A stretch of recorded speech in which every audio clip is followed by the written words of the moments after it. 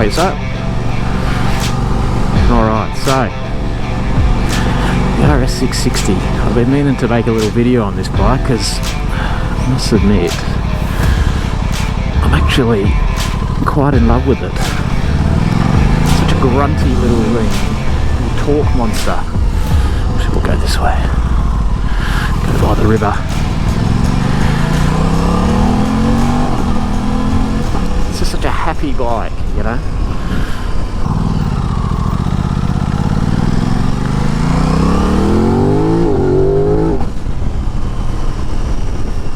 Jade's had this bike just about a year now. I think it's just gone. All the bills are starting to come in, regos and insurances and whatnot.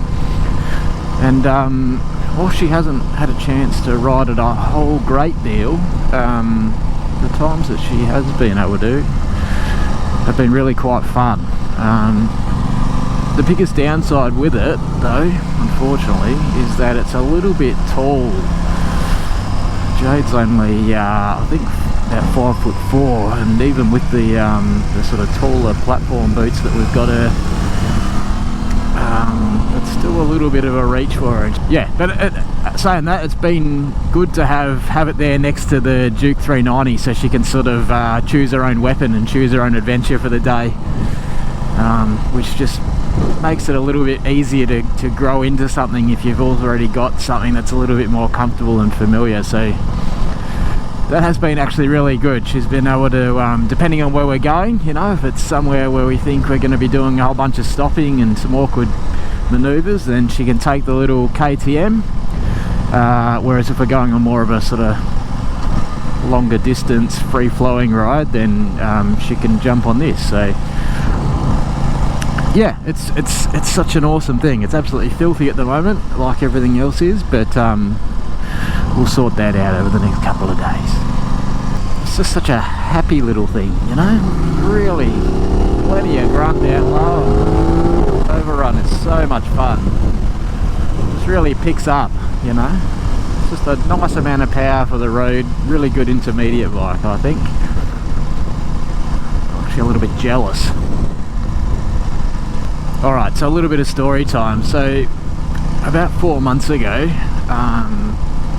we were lucky enough, my wife and I, to be able to take a bit of a extended holiday. So we've been jaunting around the world, actually, for a couple of people that have only ever been to Bali from Perth, and we lived in Sydney for a year. It was quite an epic adventure, really amazing. We got to catch a little bit of the MotoGP in Texas and also in Jerez in Spain along our journeys. We also touched down in Fiji and spent about 2 months of the 3 months exploring around Europe. So that was awesome. But part of the challenges of doing a trip like that is you put your whole life on hold, and when you come back it's all waiting for you, just how you left it, just a little bit dustier. So one of the issues that I was sort of putting off thinking too much about while on holidays, so I could really take it all in, was that some of you may know that I do have an S1000RR 2021, I think it is 2020 or 2021, whatever it is. I've really enjoyed that bike. I've had it for about a year and a half, put a heap of Ks on it. It's been a really awesome, just everyday bike for me, rain, hail or shine. It's got all the electricity and gadgets to keep me safe and out of too much trouble on the roads, but it's also been an awesome introductory track machine for me. I really started getting stuck into that probably about 9 months ago now, and I've got to be honest, I've completely fallen in love with it, such to the point that I ended up buying a little Daytona 675R Triumph, because it was getting to the point with the S1000RR that I was starting to really have to make some tough decisions about, you know, putting slick tyres on and, you know, really setting it up for the racetrack. And it was just getting a bit old, and I was doing it so frequently. It was probably a couple of times a month, going back to before we went on holidays, that it was just getting to be a bit of a pain in the ass, and I really didn't want to, you know, have anything happen to it at the track because, you know, no insurance and all the rest of it, and it's, you know, it's worth a fair bit of cash, so I didn't want to compromise that. So what I decided to do, in all my infinite wisdom, was buy the little Daytona and look at setting that up for the track so that I could return the BMW to road duties and all would be merry and well. Which was all good in theory. I picked up the Daytona, it was exactly what I was looking for, a little bit rough around the edges, so I needed a bit of time and maintenance done to it to get it all set up and ready for its first little track debut. I wasn't going to go too heavy onto the mods initially, just to make sure, you know, I was actually going to gel with it and you know, it was going to be the right fit for me. I know how important it is to feel comfortable and at one with the machine, so you know, the idea was going to be give it a few sort of break-in runs, and if it was all tickety-boo, then we would have got the wallet out and spent a bit of money tricking it out with all the track goodies. So what ended up happening with that then is, you know, when I picked up the Daytona, I had some really crusty old tyres and it had been sitting in a shed for, God, it looks like a number of years, so I wasn't really in any decent condition to head down to the track, and I certainly didn't want to take it down there without doing, you know, just some of the basic mods and maintenance on it, so that it would be a nice first time out on it.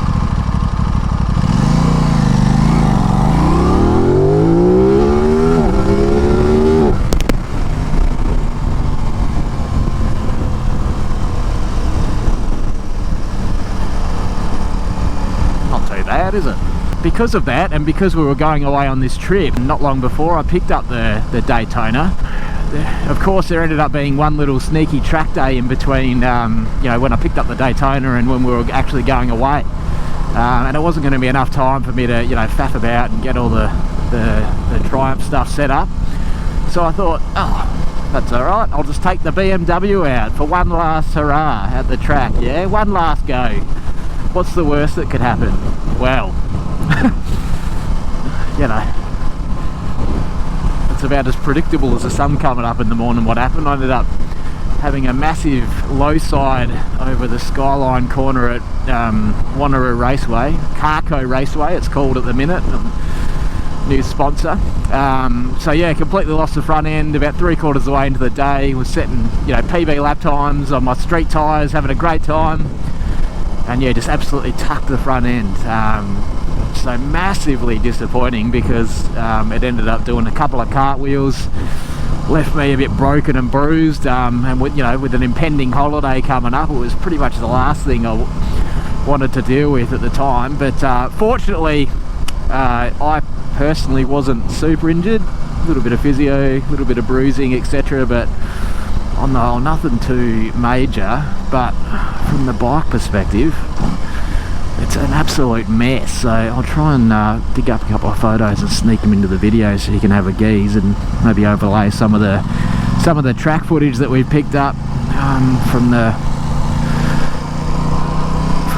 yeah, I've probably taken the BMW to the track probably about, I'd say, 10 times, and I was really starting to really push on. That's why I kind of knew it was time to make some decisions about it. But yeah, absolutely spewing that it's completely stuffed it. It ripped the whole front end off it, so I've lost all the wiring looms all snapped between the, you know, the dash and the ECU. That whole loom's in half. All the lights are all smashed up, the fairing's smashed up, the subframe at the rear's completely bent, the carbon fibre wheels are smashed and cracked, and it's just a complete mess. So I've had a good buddy of mine having a look at it to see if he could get it to fire up, and so we could at least assess where it's at. But again, just before holidays, we just kind of ran out of time to get it all done. So unfortunately, it's something I'm going to have to deal with now that we're back. So one of the dilemmas I'm sort of facing is, you know, this, I don't know how extensively, if at all, the frame has been touched, and if it has, you know, that's going to be an instant write-off from a road registration perspective. There's also going to be a whole bunch of work and research and time that's going to have to go into figuring out, if we could get the thing to even run again, you know what I mean, or run properly. The obvious answer is that most people would probably think, oh well, just great excuse to turn it into a full-on track bike, but I'm just not 100% sure that it would be my first choice if I was going to build a track bike, or indeed even buy a track bike. It's the best thing I could say, the best compliment I could give the RR is it just plays both roles so well, but I don't know as a pure track weapon whether it would be my first choice. So, in that regard, I don't really want to be, investing a whole bunch of time, money, energy, research into a platform that, I wouldn't have picked in the first instance. Yeah, I've got a couple of options on the table really, because I've still got the Wish King lurking around from the big trip that Nick and I did and the family over to Phillip Island last year. So I still need to get around to, selling that, moving that on.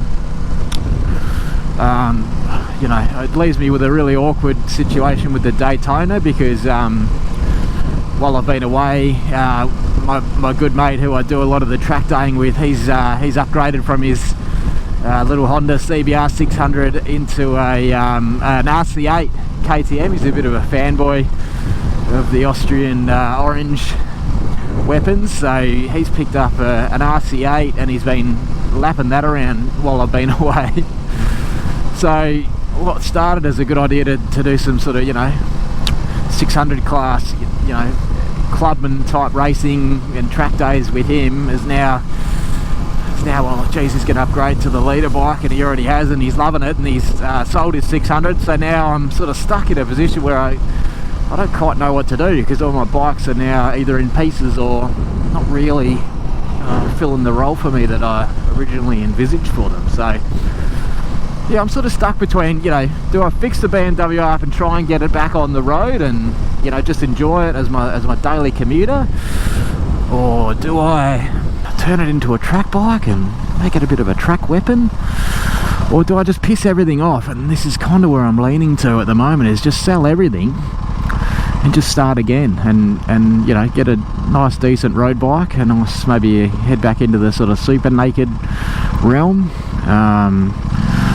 and then if I've got any coins and rattling around in the bottom of my pocket when that's all said and done, maybe look at saving up and building up a little 1000cc track bike for the punishment. Maybe look at an R1 or something of that nature, a Gixxer or something.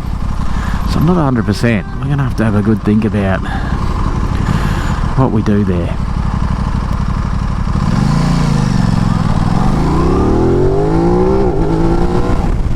See, I really am in about 3 different minds as to what to do. There's pros and cons to each. They all leave me in a pretty awkward position financially, but I've had a heap of fun with it, and that's whilst I haven't been trying to overthink about it while I'm on holidays, I really have got the value out of the BMW. Even if it was a total loss and I wasted all my money on it, it wouldn't be a waste to me. I wouldn't feel like that about it, because it's just been so amazing to me. It is a brutal shame what's happened, but the thing is, with this stuff, you can't change it. You can't go back and wish it was any other way, because it's just wasted tears, frankly, and I've wasted too many. So you just have to move on from these things, and I'm trying to think about the best way to do it. So a couple of bikes that have always tickled my fancy is the bigger brother Aprilias, the RS-V4s and the V4 Tuonos and the factories. I did test ride one of those actually when I was just before the S1000RR ended up popping up, but at the time I was really super torn between one of those and the 1290 Super Duke R, and I know that they've come out with the Evo model now with the electronic suspension, and it's a little bit more well-mannered than when I probably last test rode one. So I'm always tempted back into those type of bikes. They're probably my two favourites. I have had an S1000R before and I really love that. Usually can be had a little bit cheaper and tend to be a little bit friendlier in traffic, I find, than the Aprilia and the Super Duke. But yeah, it's all just a bit weird and strange because you know, the S1000RR was sort of the linchpin of my whole motorcycling operation. It was literally my daily drive and my track bike all in one, and it played that role so well. My friend used to bring my, you know, tyre warmers and bike stands down to the track for me, and I'd bring a little backpack down to the track every time we'd go, and it'd look like my first day at school. But geez, I tell you what, I just had such a ball on it that I just really don't want to give up on the track biking, and so yeah, I do hope I get the chance to dabble in it again.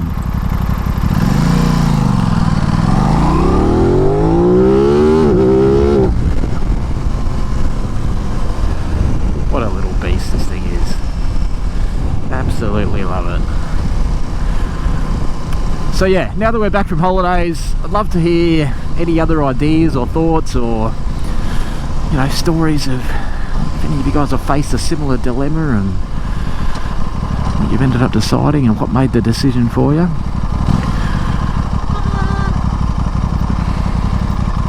It's got a squeaky rear brake, this, so I'm going to have to sort that out. It's been doing it ever since we picked it up. A little bit embarrassing. Little squeak. Yeah, I'm really struggling with it, and the thing with the BMW is I just don't know if I want to put the time and energy into it, you know what I mean? It's for something that's probably not going to be ultimately what I'd be looking for as a track bike, and, you know, from rebuilding it as a road bike perspective, I think it's really just going to come down to straight up whether that frame's scratched in any way, shape or form, and if it is, I mean, that's the answer there, isn't it, you know? I wouldn't be able to do it, and even if I did, and, you know, put some covers over the frame or something like that, you know, we would do that, would we? You know, that I couldn't in good conscience turn around and sell it on to anyone. So I just see it as being a whole bunch of time and effort when it's not really going to give us the outcome we're looking for. Because ultimately, if I had a choice, if I had one wish from the genie, it'd be to, you know, bring it back to its former road glory, because that really is where it's just having its best life, you know.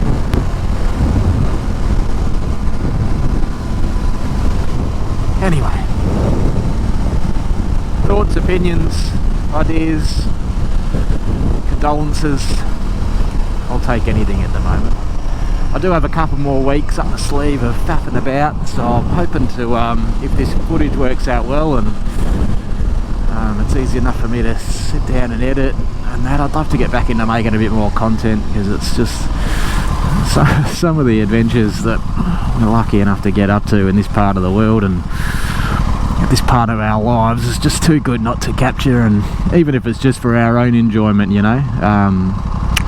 But yeah, there's a whole bunch more that I'd love to share. Track adventures, setting up whatever happens with this new dilemma with my bikes, as well as yeah, just some of the reviews and thoughts of some of the bikes that we've got lying around at home as well. So if you're interested in that, give us a like, give us some comments, give us some feedback.